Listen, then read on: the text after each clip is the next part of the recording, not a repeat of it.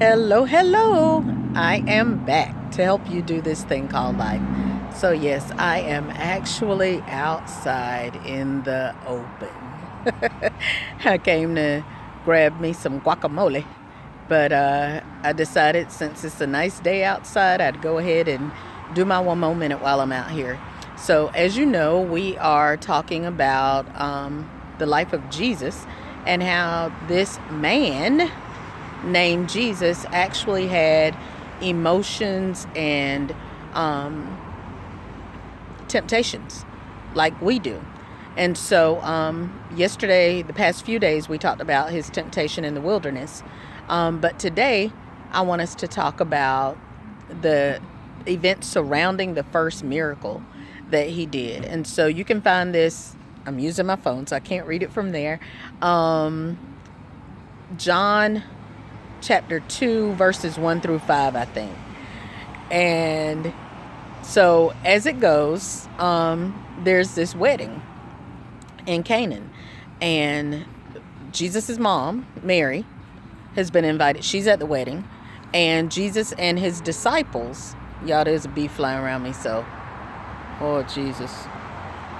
I think it's a bee. Might have been a fly. I don't know. But anyway, um, so Jesus and his disciples were invited as well. And I don't think all of the 12 disciples were with him yet. I'm kind of, trying to go somewhat chronologically. But the Gospels are different in what they cover. So I don't think all of the disciples were with him yet, but he and his disciples were at the wedding as well. And so give me this little liberty, right? Because there's this, I let the story play out in my head. So Jesus and his boys sitting over there at the table. They just chilling. They talking. And Mary comes up. Now you gotta remember, Jesus is like 30 at this time. So Mary comes up and she says, they've run out of wine. And so Jesus says, woman, what's that got to do with me? You know my time hasn't come. And she walked off. Mary walked off and told the servants, whatever he tells you to do, do that. So as I'm thinking about this, I mean, a lot of things come to mind. So it is just funny to me that Jesus is like, huh? It reminds me of us though, y'all. Sometimes we know that purpose is calling us, but like you just want to chill. Now I know with everything in me that Jesus then, because he went on and he performed that miracle. I bet you Mary didn't have to come back over there. Mary did not have to come. Did you hear what I said? No, he might have said, woman, what does that have to do with me? But I bet you he went to telling them. So anyway, it just made me think of how, you can know that something is approaching, but you're not quite, like, not yet. And like I said, I have no doubt about the fact that God sanctioned that miracle. I don't feel like Jesus moved out of time and none of that stuff. But like, he was like, mama, quit tripping. Because can you imagine little Jesus? Y'all know we said like there had not been, like in the Bible, it does not tell us anything from the time he was 12 until the time he was 30. So can you imagine Jay around the house? This might not be the first time mama done ran out of wine. Okay? They might have ran out of wine at the house. And he didn't want to go to the store, so he just tried it. I don't know. But there was something in Mary that let her know, like, Jesus got this. He can handle this. And, I mean, it's just, I wonder what their interaction was like. Because now, you got to think, like, okay, so when Jesus was born and the shepherds came to see him out when he was still in the manger and all this. When the shepherds came to see him, one of the things, like, they were talking about what God had told them and how great he was and all this. And the word says Mary hid it in her heart. Okay? When they left Jesus at 12 and had to go back and find him, and he was in the temple like, Ma, why y'all tripping? Didn't you know I would be about my father's business?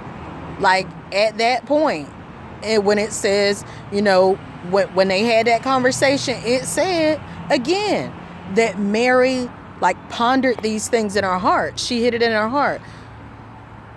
This was the woman who experienced a miracle birth.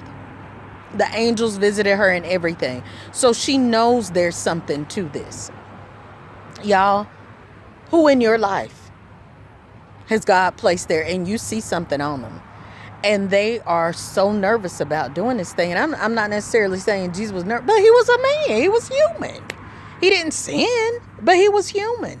And so Jesus like, yo, Moms, you serious? Like right now at this wedding? She just walked off. And you got to have somebody in your life who's like, so how long you going to wait? You know it's time. I've been hearing you around this house talking. I see what's going on. Because at some point, y'all, the glory starts to leak out. And you can't hide who you are forever. And you need somebody in your corner that's going to be like, what you waiting on?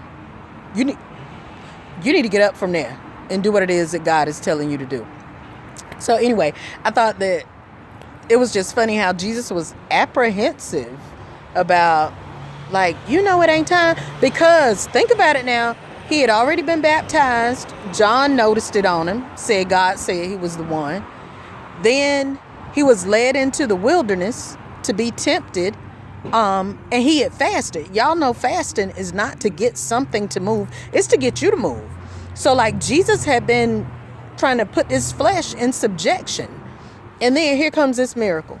Like, Ma, when I do this, like somebody gonna know besides me and you what's been going on. But he had to do it. And it did open the floodgates. Well, anyway, y'all, this, like I said, this thing really amused me. So I encourage you, if you Jay in this case, come on, it's time to be about your father's business. And if you Mary in this case, go on and encourage them, push them, don't let them stop. Of course, it ain't gonna be moving them out of timing. No, because they're gonna do what God told them to do. But if you're somebody's Mary, push them on into their greatness, okay? Well, y'all, this has been One More Minute with Marcy. I will be back tomorrow with another moment of momentum-producing motivation. Until then, stay encouraged. And remember, you got to flutter before you can fly. But flying is in your future.